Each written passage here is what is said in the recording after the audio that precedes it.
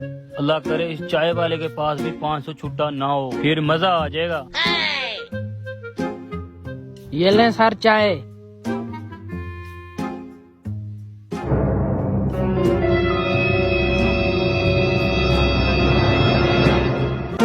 Sir कैसी लगी चाय?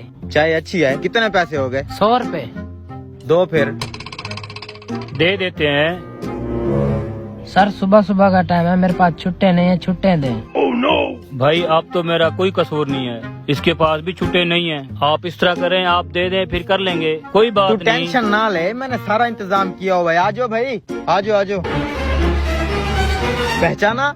ये समोसे वाले भाई, ये जूस वाले भाई। आपके कितने हुए? 200 रुपया। आपके? मेरे भी 200 रुपए। मैंने इनको पैसे नहीं दिए थे, मैंने इनको कहा था मेरे पीछे आ जाओ। आपका कितना हुआ? 100 रुपया। कुल मिला के हो गया 500 रुपया।